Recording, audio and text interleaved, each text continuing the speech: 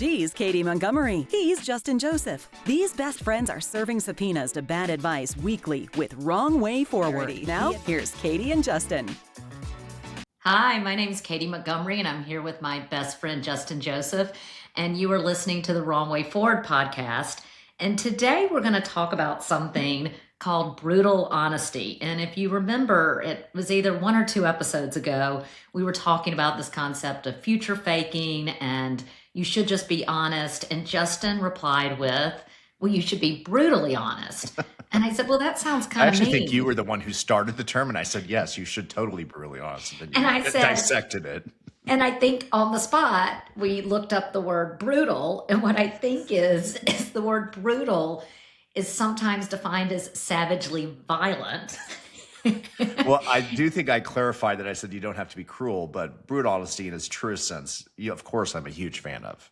You're a huge fan. And I think this is something where we're going to definitely disagree. I think brutal honesty is the wrong way forward. And I think it's only in very, very rare occasions is it needed, should be used, and is actually effective. And what I love about this, there are so many great examples out there of brutal honesty in effect. And probably if you're listening, you can have 10 that will happen today or this past week that you've been in that situation. But we're going to start by taking on the advice from Dear Abby. And by the way, this is my new favorite term.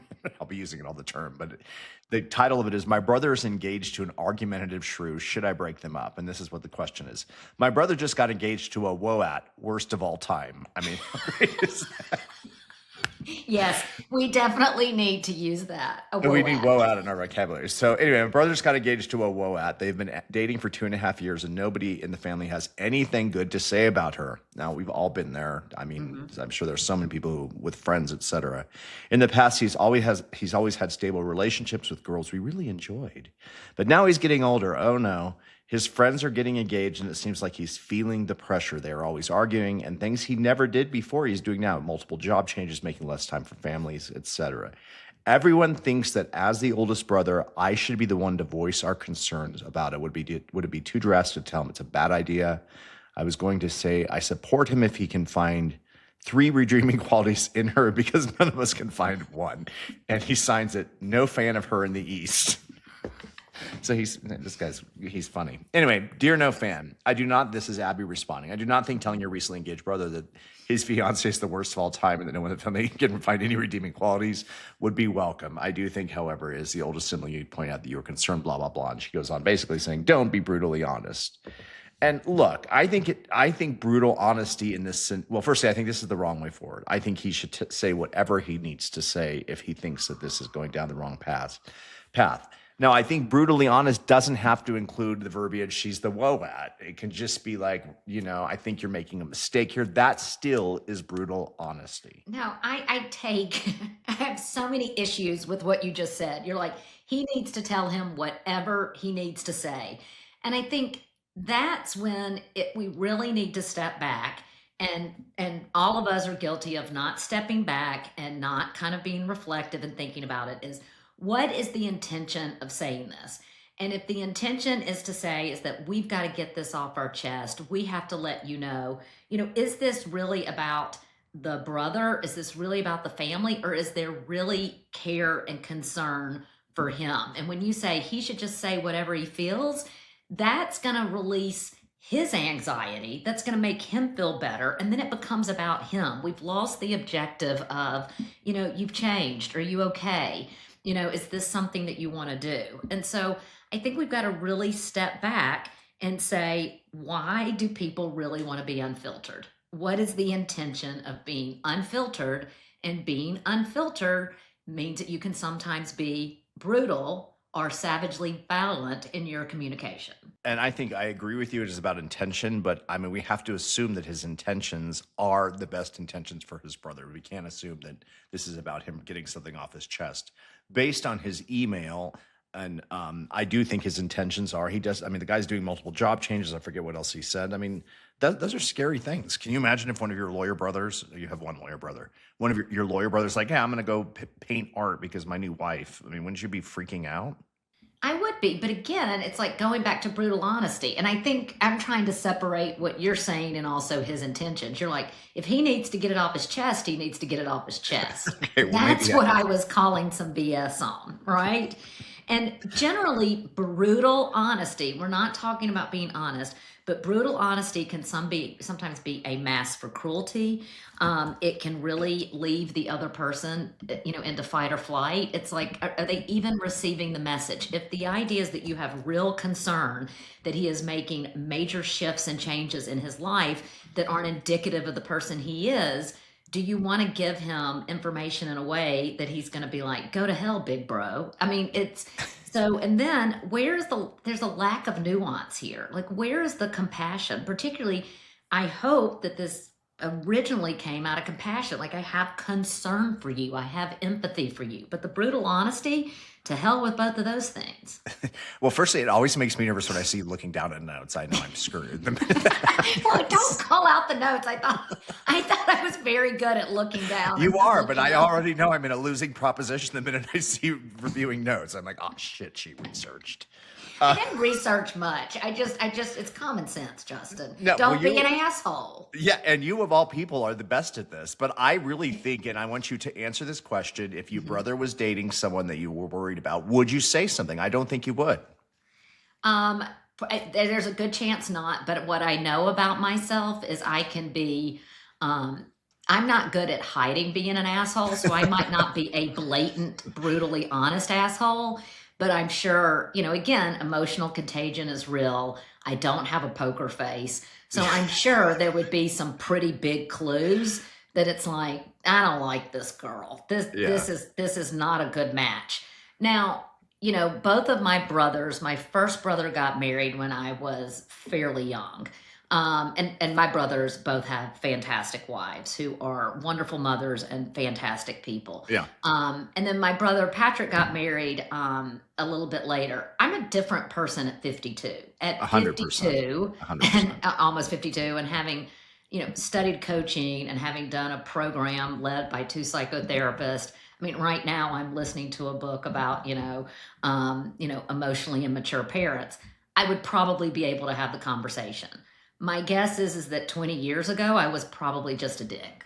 100%. I totally agree. And actually, even though everybody thinks I'm really confrontational, as I get older, I really do not want to have confrontations. I really avoid them. I don't do them unless it's something in the heat of the moment that I can't contain myself. I was on a panel yesterday with real estate, and they were asking us how we as realtors handled it when the other side escalates and gets nasty. And I said, well, of course I do the same.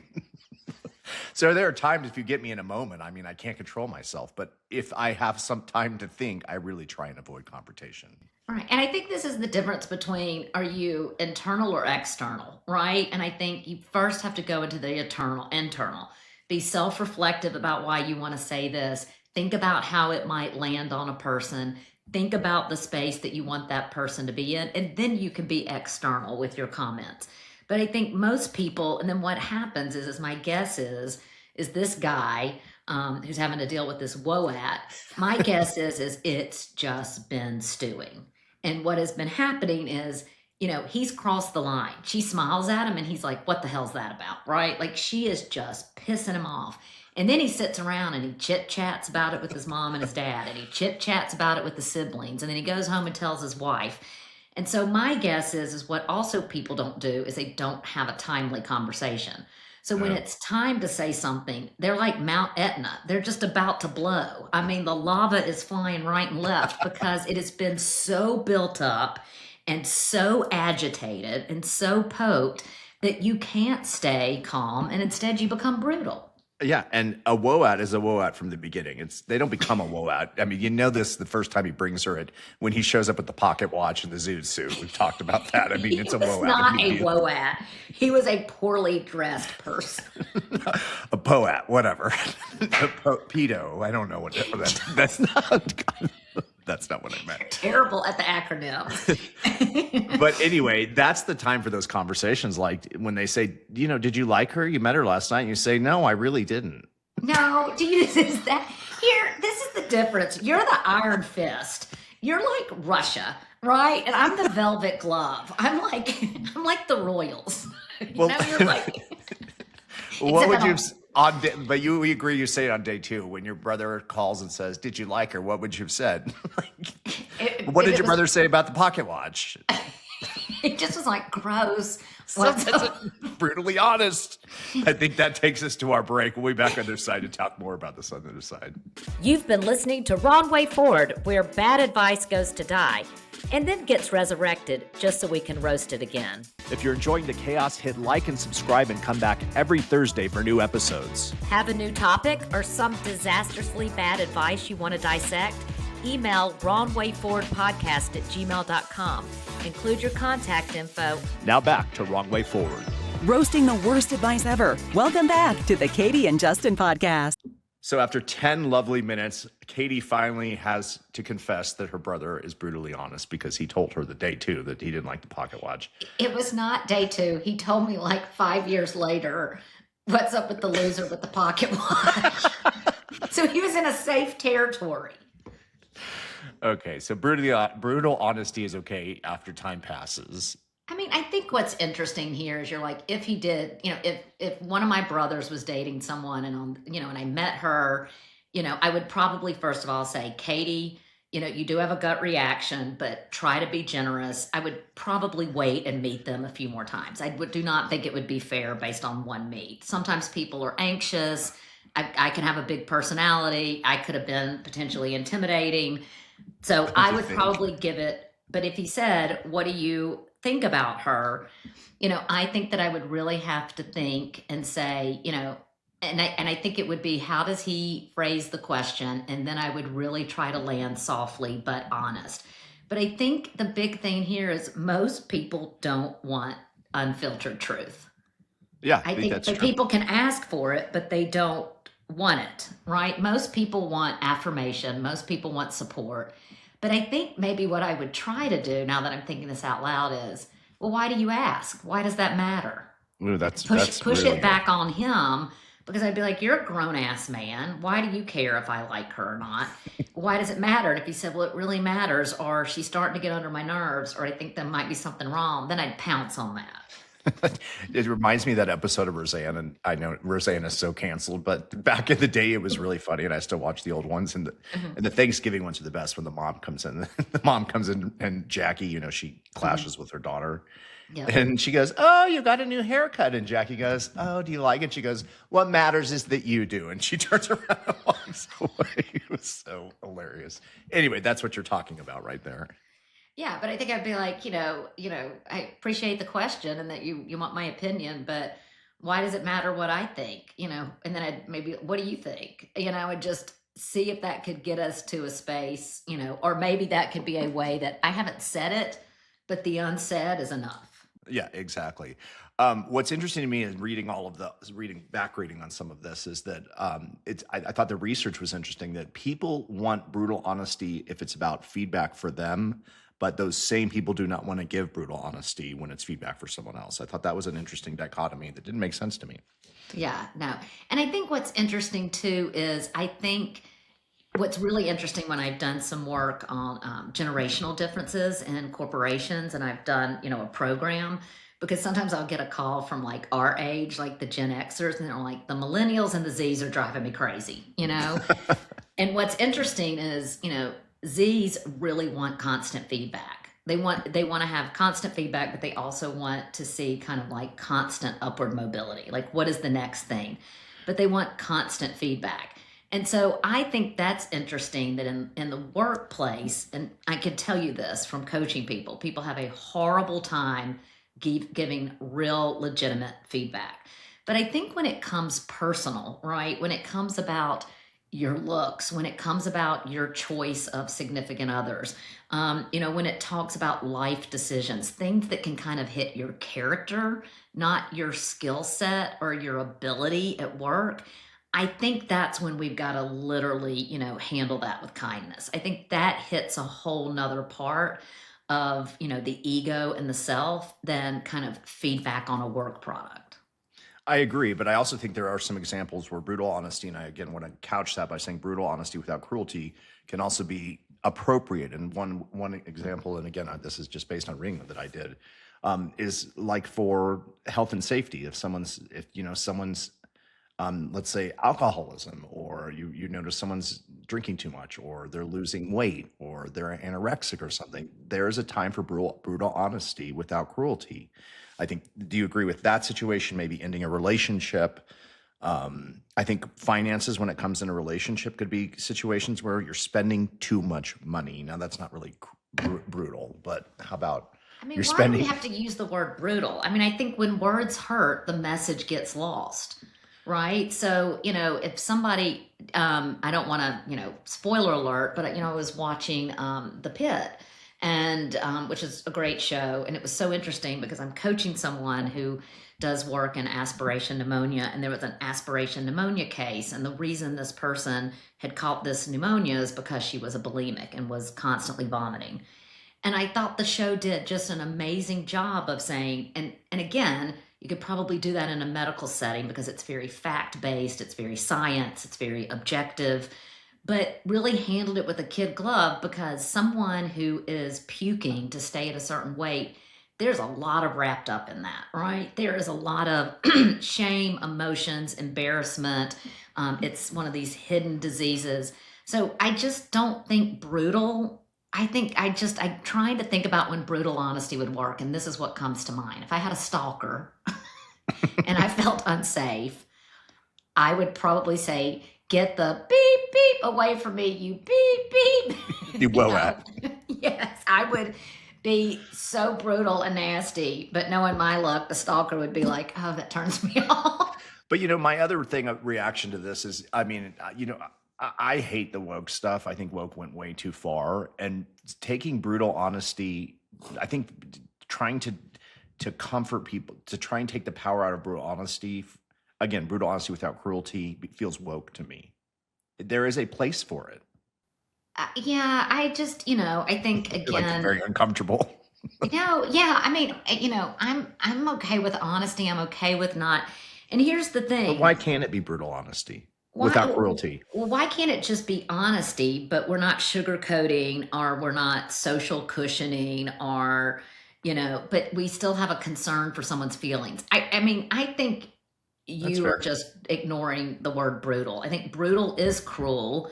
I think brutal is violent. I think, even thinking like brutalist architecture. I mean, when you look at it, it is cold and, and not warm. And I'm like, why can't we have concern for someone's feelings when we're delivering this information? Yeah, I mean, I think that you and I obviously still have some space to make up between us, but I think we're closer. Do you? I mean, yeah, but I'm scared I might cross you one day and what might come out of your mouth. Likewise, I don't have control over my mouth all the time, right? Yeah, but the difference is I know you, because when you said I don't have a game, what'd you call it? Game face. Yeah. I know that. I've seen that look before. It's like a vacant half smile, eyes are pushed back, like I just know there's something that needs to be said, and you're about this close to saying it. Well, and what's really interesting about our friendship is like, I think I'm a really genuine friend, and I've got some really fantastic friends, but I think you and I have a level of honesty more than I have with most friends. Yeah, like when you tell that story about when you called me. When I was still in the closet. Oh, so I'm studying for the bar exam. And the very first day you go to like the bar prep class, they're like, don't change anything. If you're using cocaine, keep using it. If you're married, stay married. If you're having an affair, keep it going. Your entire objective is like studying for the bar. And I'm not a great studier. I'm absolutely I just don't have the attention span. So I was in the last week being like, oh crap, I got to learn negotiable instruments and all this crap. And I called Justin, and a guy picked up the phone and answered. And this is when we still use landlines, by the way. And the person answered, and I said, may I speak with Justin, please? And he's like, yeah. And then Justin comes on the phone, and I'm like, who's that? He's like, nobody, just a friend. And I'm like, I said a roommate. A roommate. And I said, do you share a bed? Like, is he a roommate? You said, do you live in a 1-bedroom or 2-bedroom? think I said 1 bedroom or 2 bedroom. You said 1 bedroom. I'm like, does he sleep in your bed? And then you were like, Katie, I'm gay. It's not quite what happened. You just blurted it out. Justin, are you gay? I think that's pretty much how. And then you said, yes, let's call Nikki on 3-way.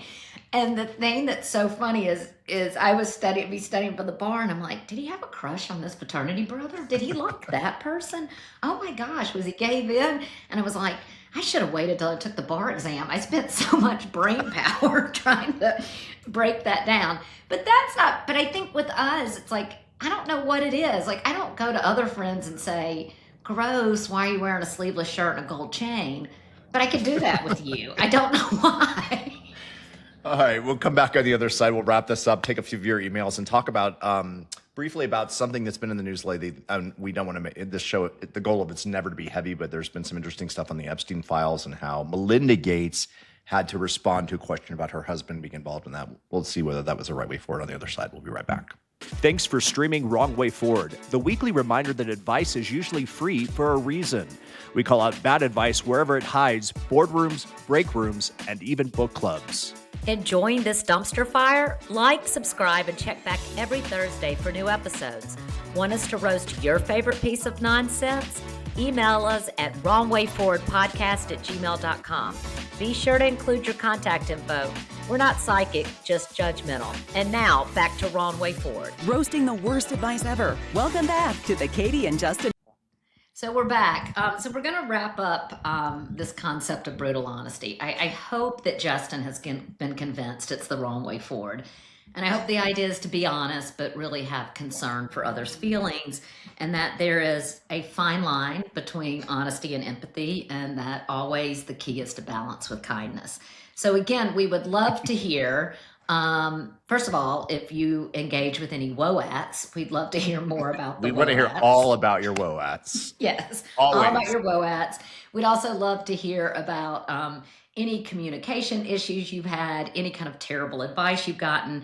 And again, you can email us at wrongwayforwardpodcast@gmail.com. We'd love to hear from you. You can also engage with us on all our social media. Just leave us a message and we'll make sure to respond. And don't forget about our text line, 720-251-4450. You can text us.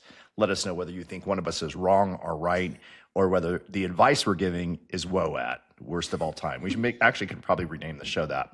A few viewer emails quickly from last week. Actually, just a couple I thought were interesting. So funny how this, the bedwetting thing really has hit a chord with so many people. One person, Katy and Justin, I'm writing in solidarity with the anonymous camp bedwetter. That letter unlocked memories I had shoved so far down I thought they were gone forever. I also arrived at camp with extra sheets, plastic mattress cover, and the quiet confidence of someone who knew they would be discovered. The way you talk about bedwetters being elite crisis managers is correct. I can strip a bed in under 90 seconds, emotionally dissociate and gaslight a cabin of girls before breakfast. I'm now wildly successful in corporate America, and I blame camp trauma. And then one other one, the bolo tie still haunts me. This is in response to me getting a bolo tie from my grandfather. Justin, can you find a picture? Can you ask your mama to find a picture of you wearing this tie? That would be great for our viewers. No, I would never have worn that tie. But I wish I would have kept that tie because, I mean, it was probably a very expensive bolo tie. Anyway, this person said, I don't know how, I didn't know I had unresolved childhood issues until Justin mentioned the bolo tie. I was not the favorite child. I know this because one Christmas, my sister got a PlayStation and I got a motivational book. I'm not even a fun one, like Boundaries. I was 10. Okay, I wonder if that's true. But it does remind me that my sister-in-law's father, who is a psychiatrist, for my birthday one year, gave me a book on like 10 steps to being a better, happy person or something. And I was like, is this a message? That's kind of telling if a psychiatrist. I'm sure he didn't mean it that way, but that was literally, I can't remember. It was a book that everybody was reading. It was newly out in the market. Anyway, same viewer. All right. So lastly, we're going to talk about something that's been in the news lately. As many of you know, Bill Gates was wrapped up in all of the Epstein mess. His wife divorced him many years. And I think that was always an open question whether this was part of it. I know there were some issues in the marriage. But yesterday, NPR asked her, when his name reappeared in all this recent release of this tranche of files, what she thought about it. And this was her response. In the room at this moment, your ex-husband, Bill, is named in the newest tranche of Epstein files. And there are a new alleged details about his past behavior. And I want to give you the opportunity to respond in whatever way you want to. Well, let me say this. I think we're having a reckoning as a society, right? No girl should ever be put in the situation that they were put in by Epstein and whatever was going on with all of the various people around him. No girl. I mean, it's beyond heartbreaking, right? I remember being those ages those girls were. I remember my daughters being those ages, right? So for me, it's personally hard whenever those details come up, right? Because brings back memories of some very, very painful times in my marriage, but I have moved on from that. I purposely pushed it away and I moved on. I'm in a really unexpected, beautiful place in my life. So whatever questions remain there of what I can't even begin to know all of it, those questions are for those people and for even my ex-husband. Katy, right or wrong way forward to respond to that question or thoughts? Well, first of all, I think it's the wrong way forward to ask her that. It is the male Bill Gates who needs to be held accountable. But I thought this could not have been a more perfect answer.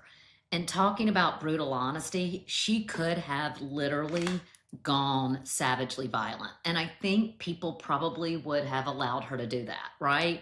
She could have talked about, this is disgusting, this is embarrassing, this is shameful, this is indicative of the behavior we saw in our marriage. And I think the fact is that she really thought how it would land. I think she thought how it would land for her, potentially for him, for the father of her children, for her children.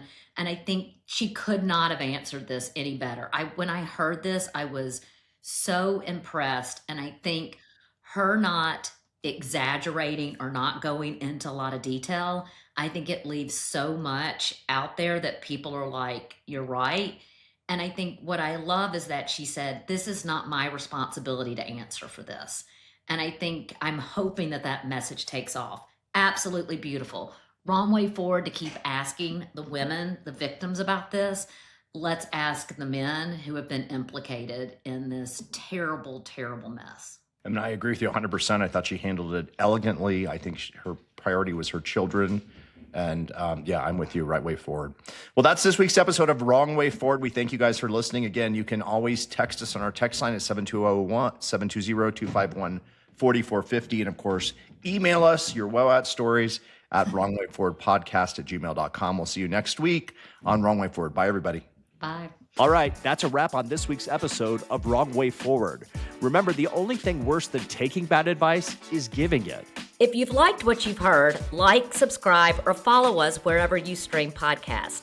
And if you've got a topic or need some advice we'll probably regret giving, email us at wrongwayforwardpodcast@gmail.com. Thanks for listening to this week's episode of Wrong Way Forward.